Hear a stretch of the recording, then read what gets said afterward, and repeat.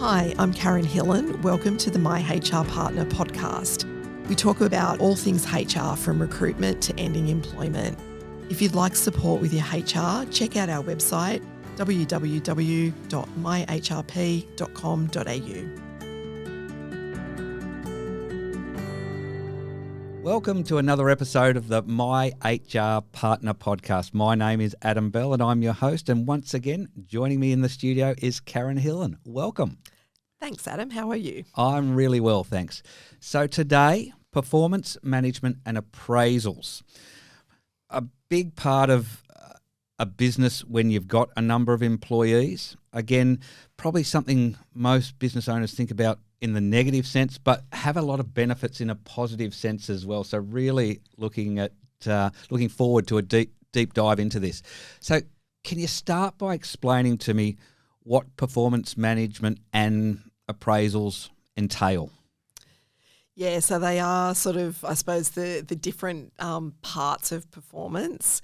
Performance management, usually when you're talking about performance management, you're talking about managing issues with performance or issues with behaviour or conduct.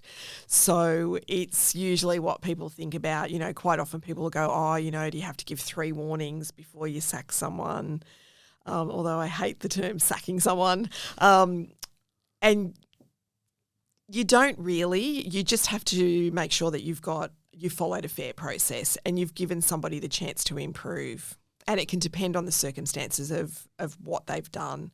So performance management should be about managing somebody to make them better, improve their performance, and hopefully have them stay with your business and be a great employee. There might be some little glitches along the way and they just need some help and support.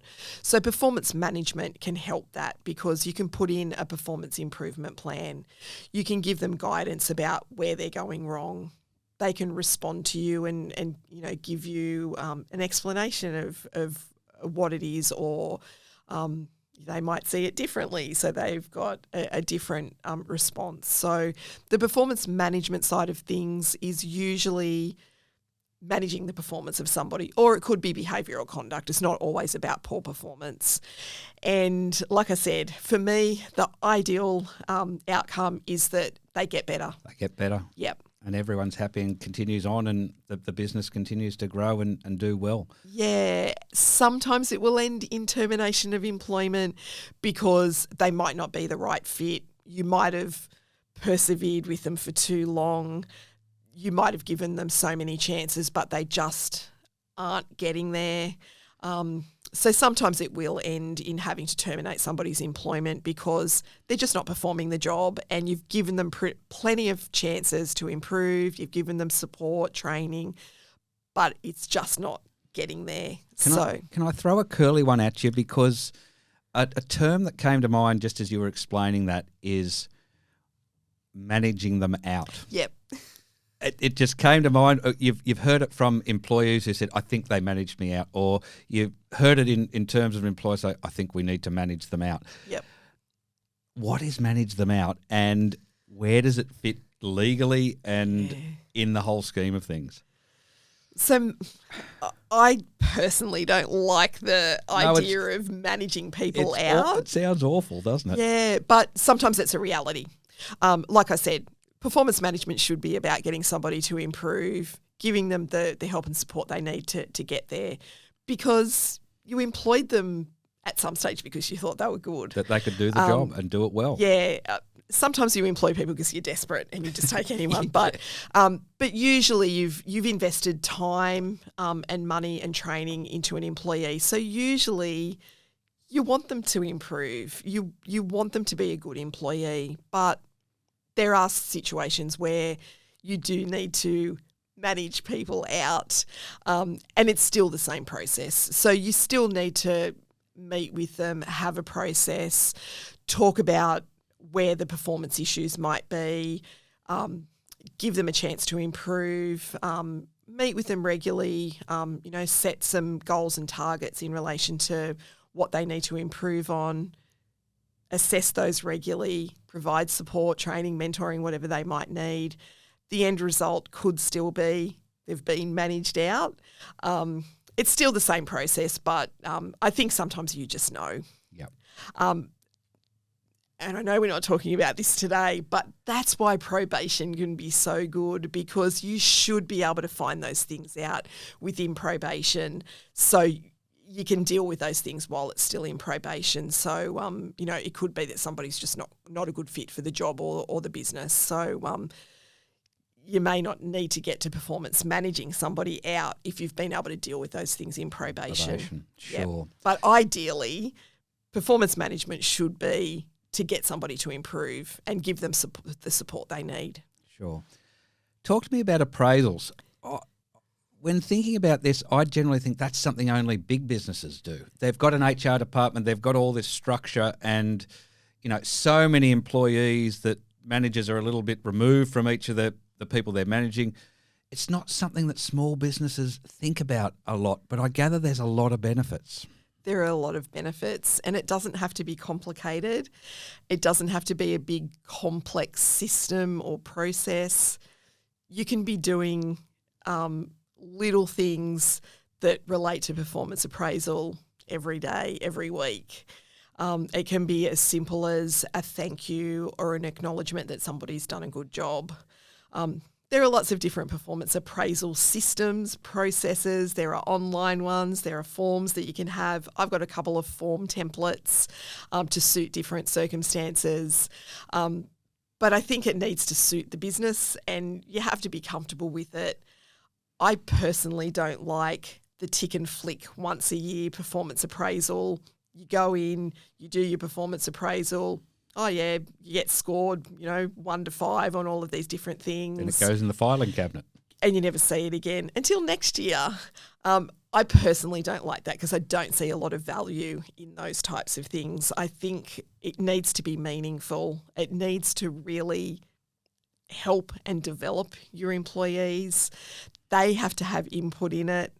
And it needs to be done regularly. And I think the thing is with doing it regularly, there can be a lot of informal parts of a performance appraisal system where you meet once a week, once a month, whatever's doable with your employee, just checking in. How are things going? Are there anything you're having problems with? What's something fantastic that's happened this week? What do you need help with? Have you got any new ideas? Is there any new training you need to go to? All of those things can be conversations that happen regularly on a more informal basis. And then if you want to have a formal performance appraisal system sort of sit on top of that, you can have that as part of the system or the process. There are lots of different ways to do it. Like I said, there are lots of online platforms and systems to use. You can have a paper-based system. I think the main thing is it's not just for big business. It can be for any size business. At how many employees should a business be implementing? You could do it with one employee, really. Well, it sounds to me it's a great way to nurture talent. It absolutely is, and it's a great way to retain staff as well.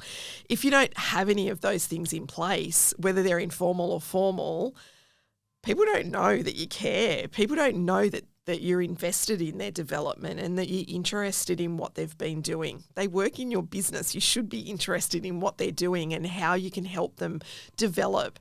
And that might not even be a career plan. Sometimes people are happy just to come to work, do their job. It's a small business, so there probably is no career progression. But even if it's a big business and there is career progression, some people don't want that. They just want to know they're doing a good job. They want a little bit of support. They might want a mentor. They might want to go and do the latest training course that's going to help them in Excel or, whatever that might be. And it might not be a technical course. It could be something that's just going to help them be a better manager if they're a manager or a supervisor. So I think there are so many things you can be doing, and that can start with one employee. And it doesn't have to be complicated or expensive. Or formal or, as you said, there's so many different ways to do it nowadays. Yep. And we've talked about your advice service before, where somebody can just come to your website, book a 15-minute call or a 30-minute call. So you knowing what's out there, what is available for businesses to use in order to nurture talent, to keep employees happy, to get them to grow within the business and themselves and help the business along. Yep. They can come to you and you can do that in a 15-minute call. Point them in the right direction for the size they are. Yeah, we can have a chat about what's going to work for the business. I can give them ideas. One of the things I always say to people is ask your employees what they want. What's important to them? Everyone wants a pay rise, but sometimes that's not the most important thing to people. I do remember seeing something a little while ago that said most employees want recognition. Yep, recognition, might be flexibility. Like I said, people love money. People, would never knock back a pay rise, but there are lots of other things that can be more important. So recognition. And again, that doesn't have to be complicated. You don't have to have a very complicated reward and recognition program to be able to recognise and reward people. It could be giving them the afternoon off if they've achieved something really great. It could be a celebration with the team. And that celebration could just be saying how great something was. It doesn't have to cost a lot of money. But then you can go through and have a whole heap of other things. You might have a celebration lunch, or you might go and do a team building activity. It might be, I don't know, one of the latest things that a lot of businesses are doing, team building exercises, going to things like escape rooms or axe throwing. There are so many different things out there that you can involve in, And this all feeds into that wonderful word that we all talk about in workplaces, and that's culture. Yeah, absolutely. Creating that good culture. And again, that doesn't have to be expensive and it doesn't happen overnight. But all of those things are going to contribute to having a great place to work.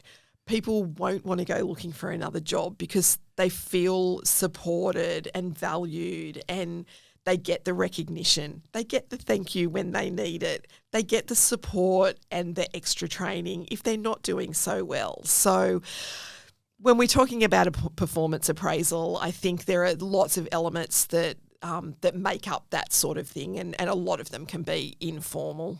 I love this. We started, with this episode, performance management and appraisals, everyone thinking, well, we're going to be talking about how to deal with problems and that problem employer, and it's not about that. It's about using this system to actually uplift your employees and get more out of it and create a culture in the workplace that everyone wants to be a part of. You do hear so often from employees who are in a business say, I just love the culture, I love the people. Yep. And the good starting point is making sure people do feel valued and that you do acknowledge when they've done something good. And like I said, it can be as simple as, thanks for doing that. That was a great job that you did. Or, wow, that was a great achievement. You met the target, or, you reached that goal a week earlier than what the project plan was, or whatever that might be. Or, it could be that's a quality piece of work that you did if they're a builder or a plumber or an electrician or whatever it might be. I think just taking the time to tell people that they've done a great job, and if you make that more formal in a performance appraisal system, that's great. But in my opinion, you want to avoid the once a year tick and flick that sometimes people can be scared of as well, because they're thinking, what have I done wrong? What's going to come out? And that's another thing I really want to stress is you should never mix the two. Don't wait for somebody's performance appraisal to tell them all the things they're doing wrong. They should be addressed at the time when things are happening. Performance appraisal should be talking about all the great things that the person's done, and also what they might have planned for the next 6-12 months for training, development, and also what you see as what you want them to achieve in the next 6 or 12 months. You could turn this whole subject matter on its head and put in a formal rewards and recognition program. Yeah, for sure. I don't think there's many businesses that do that. Do you see a lot doing that? Not a lot. I think sometimes businesses have informal things. Again, there are lots of great, online platforms, systems that you can use for rewards, lots of different options out there. But I really do believe that if you have good recognition, you're creating that great culture, it's probably less need for the performance management side of things because people are going to be doing their best. Yeah. Yep. Perfect. Yep.